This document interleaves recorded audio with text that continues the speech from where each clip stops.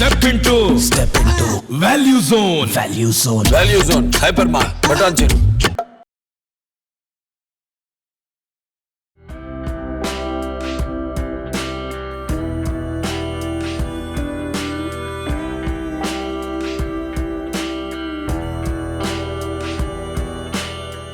Welcome to Suman TV. ఒక గుజరాతీ వంటకం చేసుకుందామండి. పేరుకి గుజరాతీ కానీ హైదరాబాద్లో చాలా చోట్ల దొరుకుతుందండి. చాలా మందికి ఇష్టం కూడా. మా ఆఫీస్లో దీని పేరు చెప్పగానే 5-6 గబగబా దిగి వచ్చేస్తారు. నెక్స్ట్ టైం ఎప్పుడు చేస్తారు అని కూడా అడుగుతారు. చేసి చూడండి, భలే వెరైటీగా ఉంటుంది. పిల్లలకి బాగా నచ్చుతుంది, ఈవెన్ పెద్దవాళ్ళు కూడా. నాకు ఇష్టం, నా ఇష్టమైన ఏమన్నా నా మెనూలో ఇది కూడా ఉంది. కాకపోతే ఇది శనగపిండితో చేయటం వల్ల పెద్దగా సూట్ కాదు, కానీ అప్పుడప్పుడు చేస్తాను. తరచుగా కదా, ఒక 3-4 నెలలకు ఒకసారి. హైదరాబాద్లో జనరల్ బజార్ అని ఒక ప్లేస్ ఉంది, అక్కడ ఖచ్చితంగా దొరుకుతుంది. ఒక మార్వాడి షాప్లో భలే బాగుంటుంది, బాగా రుచిగా ఉంటుందండి. ప్యూర్లీ శనగపిండి. ఒక కప్పు శనగపిండి, మన దగ్గర ఏ కొలత ఉంటే ఆ కొలత తీసుకోవచ్చండి. ఒక కప్పు వేస్తున్నాను శనగపిండి. ఒక కప్పు శనగపిండిలో ఒక అరకప్పు బొంబాయి రవ్వ, దీంట్లో ఒక పావు కప్పే ఏమనాలి పెరుగుంటే బాగుంటుందండి.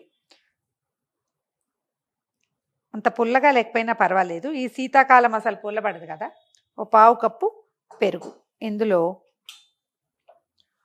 ఒక చిటికెడు పసుపు, తర్వాత దీనికి సరిపడా పిండికి సరిపడా ఉప్పు, ఆ తర్వాత ఒక చిటికెడు ఇంగువ, ఒక 2 స్పూన్ల నూనె. మీరు ఏ వెజిటబుల్ ఆయిల్ వాడుకుంటారో అది వేసుకోవచ్చు.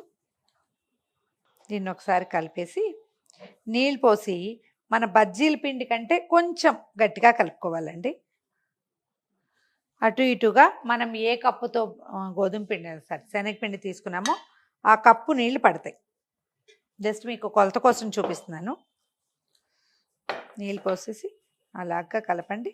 ఒకవేళ చేత్తో పని చేసే అలవాటు ఉంటే చేత్తో మన బజ్జీల పిండి ఎట్లా కలుపుతామో అట్లా కలిపేసుకోవాలి.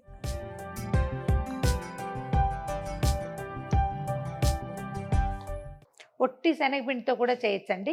శనగపప్పు నానబెట్టి రుబ్బి కూడా చేయొచ్చు. రాగి పిండితో చేసుకోవచ్చు. ఢోక్లాలు చాలా వాటితో చేయొచ్చు. ఇందులో ఏంటంటే ఇది స్టీమ్ మీదే చేస్తాం మనం. పొంగటం కోసం కొంచెం సోడా వేయాల్సి వస్తుంది. నేను ఈ సోడా కూడా ఎగెనిస్ట్ అవటం వల్ల ఎంత రుచికరమైనా అంత ఎక్కువగా చెయ్యను. మన మజ్జిగ కవ్వాలు ఇప్పుడు దొరుకుతున్నాయి కదా, బీటర్స్, ఆ బీటర్ తోటి కొడితే బాగా వస్తుంది. దీన్ని ఏం చేయాలంటే సరిపడా నీళ్ళు పోసేసి కలిపాక ఒక 4-5 నిమిషాల పాటు బాగా ఇట్లా చేయాలండి. మనం గారెల పిండి వాటిని కూడా బజ్జీల పిండి ఊరికే కలిపేసి వేసేయకుండా ఎక్కువసేపు కనుక దీన్ని కొడితే ఏమవుతుందంటే ఇది లైట్గా లోపల ఎయిర్ బబుల్స్ ఫామ్ అవుతాయి, కణాల మధ్యలో బాగా చక్కగా వస్తాయన్నమాట. చేతి కొద్దీ కొట్టేయండి. ఆ బీటర్ తోటి కనుక కొడితే ఇంకా బాగా వస్తుంది. ఫోర్క్తో కానీ బీటర్తో కానీ కొడితే చుట్టూతో ఇదిగో మెల్లిగా చూడండి గాలి బుడగలు వస్తుంటాయి. దీన్ని నానడానికి ఒక 20-30 నిమిషాల లోపల, హాఫ్ అన్ అవర్ లోపల ఉంటే సరిపోతుంది. మూత పెట్టి పక్కన పెట్టేద్దాం. మన దగ్గర స్టీమర్ ఏదైనా ఉంటే మంచిదండి. ఇడ్లీ పాత్ర ఉంటుంది కదా, అదైనా పెట్టుకోవచ్చు.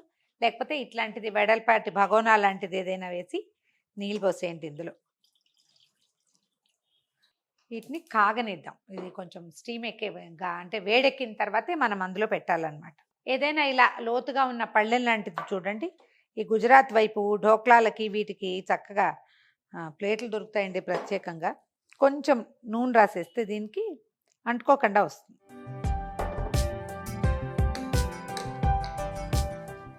ఇది నేను చిన్నదే పెడుతున్నానండి. ఎత్తు ఇంకా కొంచెం లోతున్నది పెట్టుకుంటే కూడా బాగుంటుంది. దీనికి నూనె రాసి అంచుల వెంబడి కూడా నూనె రాసి పక్కన పెడదాము. ఇప్పుడు ఇందాక మనం కలిపెట్టుకున్న శనగపిండి చూడండి, చుట్టూ అంతా కూడా ఎయిర్ బబుల్స్ వచ్చేసినాయి. ఇది కొంచెం పెద్ద దాంట్లోకి తీసుకుంటున్నా.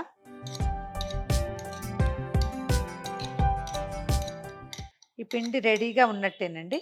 ఇందులో ఏం చేయాలంటే ఒక 1/2 స్పూను ఈనో కానీ సోడా కానీ, కుకింగ్ సోడా కూడా కలుపుకోవచ్చు. వేసేస్తాను.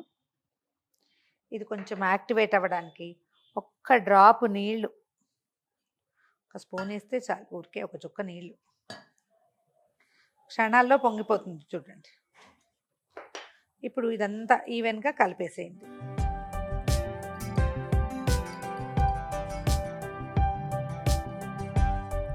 కొంచెం నురుగు నురుగ్గా అవుతుందండి. ఒక 2 నిమిషాల పని అంతే ఇది. 1 నిమిషమే, 2 మినిట్స్ కూడా చేయక్కర్లే మనం. ఇది మనకి వేయటం వల్లే ఇవి మనకి బాగా పొంగి ఇలా స్పంజ్లా వస్తాయన్నమాట. బాగా ఈవెన్గా అన్ని పక్కలా కలిపేసేయండి. పై ఎత్తున పొంగినట్టు కనపడుతుంది. అడుగు పిండి కలవకపోతే అడుగు కొయ్య ముక్కల్లాగా వస్తాయి. మనం ఇడ్లీ ప్లేట్లు లాంటి వాటిలలో కూడా పోసుకోవచ్చండి, బాగా వస్తాయి అవి కూడా. నీళ్ళు వేడెక్కి ఉన్నాయి చూడండి. ఇప్పుడు ఇది భగోనా పెట్టాను కాబట్టి ఏదైనా కింద ఒక స్టాండ్ లాంటిది వేసుకోండి. నేను కొంచెం పెద్దదే వేసిన. దీన్ని అలాగా దీంట్లోకి షిఫ్ట్ చేసేయండి. ఒక 15 నిమిషాల పాటు దీన్ని స్టీమ్ అవనివ్వాలి. మీడియం టు హై మధ్యలో ఉంచితే బాగుంటుంది. హై కూడా ఉంచవచ్చు. మరి పెద్ద పొయ్యి అనుకోండి నీళ్ళు ఎగిరిపోతే కష్టం. అందుకని మీడియం టు హై పెడితే సరిపోతుంది. 15 మినిట్స్ పాటు దీన్ని చక్కగా స్టీమ్ అవ్వనివ్వండి. మీ దగ్గర స్టీమర్ ఉన్నా, కుక్కర్ ఉన్నా, ఆ తర్వాత ఇలా స్టాండ్ లాంటివి దొరుకుతాయి. మనకి తవా ఇడ్లీ చేసుకోవడానికి దొరుకుతున్నాయి చూడండి. వరుసగా బుజ్జి బుజ్జి ప్లేట్లు, చిన్న స్టాండ్లా ఉంటుంది. అలాంటిది దొరికినా కూడా తవా ఇడ్లీ చేసుకున్నట్టే ఢోక్లా కూడా చేసుకోవచ్చు. పూర్తిగా స్టీమ్ అయ్యాక అది చల్లారాక తీద్దాం. 15-20 మినిట్స్ స్టీమ్ చేసామండి. బయట పెట్టాను చల్లారడానికి. ఒకసారి ఏదైనా స్పూన్ కానీ చాకుతో కానీ గుచ్చి చూస్తే మనకు తెలుస్తుంది. చూడండి దీనికి ఏం అంటుకోవట్లేదు, అంటే కరెక్ట్గా మనకు కావాల్సినట్టు అయిపోయింది. కొంచెం చల్లారాక దీన్ని ఏం చేయాలంటే చాక్ తోటి మనకు కావాల్సిన సైజు ముక్కలు కట్ చేసేసుకోవాలి. చాక్తో కట్ చేసాం కదా చూడండి, ఇలా స్పంజీగా వస్తుంది. ఇంకా కొంచెం సోడా వేస్తే ఇంకా బాగా వస్తుందండి. ఇలా వస్తాయి, ఎక్కువ గాలి వెళ్ళిపోయి లోపలికి. ఏమిటో అంత సోడా వేయటానికి ప్రాణం ఒప్పదండి. కొంచెం తక్కువ వేస్తాను కానీ టేస్ట్ బాగుంటుంది. ఈ ముక్కలన్నీ డీమౌల్డ్ చేసి విడిగా వేసి పెట్టేసుకోండి. ఇదేం లేదు, ఒకటి కదిపితే ఆటోమేటిక్గా ఒకటి ఒకటి ఒకటి ఊడొచ్చేస్తాయి. ఇదండి మూలల్లో బాగా అయింది, మధ్యలో అది బాగా అవ్వలేదు. ముక్కలన్నీ చక్కగా ఆ అచ్చులోంచి ఊడదీసి పెట్టేసాం చూడండి ఇట్లా. ఓకే, ఇప్పుడు ఏం చేద్దామంటే ఒక చిన్న మూకుడు పెట్టుకోవటం. ఓ 2 స్పూన్ల నూనె వేద్దాము.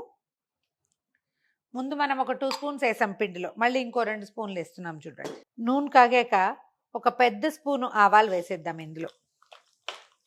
ఆవాలు బాగా పేలిపోవాలి. ఇవి సన్న ఆవాలు కాకుండా దొడ్డ ఆవాలు వేసుకుంటే ఇందులో బాగుంటుందండి. కొంచెం కడిగి సన్నగా కట్ చేసిన కరివేపాకు వేద్దాం. ఓ 3-4 పచ్చిమిర్చి, అవి కూడా ముక్కలు చేసి వేసుకుందాం. దీంట్లో ఒక చిన్న కప్పు, పావు కప్పు నీళ్ళు పోసేది. ఒక పెద్ద స్పూను పంచదార,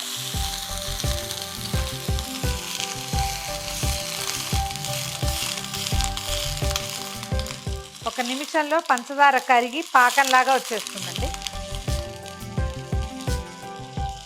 దీనికి ఆ తీపి రుచి చాలా బాగుంటుంది. ఎక్కువ తీగా ఉండదు, కొంచెం తీపి తగులుతూ ఉంటుందన్నమాట.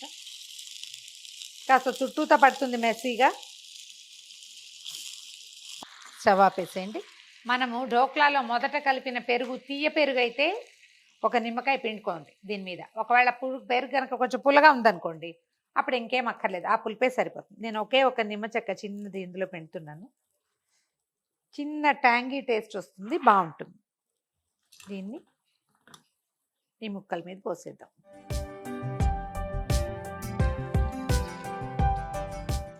మిరపకాయలు కూడా భలే రుచిగా ఉంటాయండి ఇందులోవి. ఇక్కడ ఒక ఆకుపచ్చ కొంచెం లావుగా ఉండే రకం కాయలు దొరుకుతాయి, అవి ఎక్కువ టేస్టీగా ఉంటాయి. ఇప్పుడు ఈ మన మామూలు సన్నకాయల కంటే కూడా ఒకసారి మొత్తం తిరిగేసి ఈ పోపు అంతా అన్నిటికీ పట్టేలాగా చేద్దాం. కొంచెం కొత్తిమీర కూడా వేసేద్దాము. మంచి బ్రహ్మాండమైన వాసన వస్తుంది. ఈ పోపు వాసన ఆవాల వల్ల ఎక్కువ మంచి గుమగుమలాడుతూ ఉంటుందండి. ఇదిగోండి మన ఢోక్లా రెడీ. దీంట్లోకి ఇంకా నలుచుకోవటానికి వాటికి వీటికి ఏం అక్కర్లేదండి. డైరెక్ట్గా వీటిని ఇలాగే ఓ ఫోర్క్ తీసుకోవటం, లేదా టూత్పిక్ తోటి ఇలా గుచ్చి అలా నోట్లో పెట్టుకోవటమే. ఎక్సలెంట్గా ఉంటుంది రుచి. ట్రై చేసి చూడండి. ఇందులో రాగి పిండితోటి చేసుకోవచ్చండి. దీంట్లో ఇది కొంచెం శనగపిండి, కొంచెం మిగిలింది రాగి పిండి కలుపుకోవచ్చు. రాగి పిండి రవ్వ కూడా కలుపుకోవచ్చు. శనగపప్పు నానబెట్టి రుబ్బి కూడా చేయొచ్చు. బోల్డ్ అనే రకాలు ఉన్నాయి. మనము జస్ట్ ఏంటంటే మనకి శనగపిండి పడాలి ఒకటి. సోడాతో పెద్ద ఇబ్బంది లేకుండా ఉండాలి. వన్స్ ఇన్ ఏ వైల్ 2-3 నెలలకు ఒకసారి చేసుకుని చూడొచ్చు. హై ప్రోటీన్ ఫుడ్డే ఇది. గుజరాతీ వంటకం ఢోక్లా రెడీగా ఉంది. ట్రై చేసి చూడండి. అప్పుడప్పుడు బ్రేక్ఫాస్ట్ గానో, ఈవినింగ్ స్నాక్ గానో, తప్పకుండా ట్రై చేయవలసిన ఐటమే. ప్రయత్నం చేసి చూడండి. ఈ వీడియో కనుక మీకు నచ్చినట్లయితే లైక్ చేయండి, షేర్ చేయండి. మరిన్ని ఇంట్రెస్టింగ్ వీడియోల కోసం సుమన్ టీవీకి సబ్స్క్రైబ్ చేసుకోండి.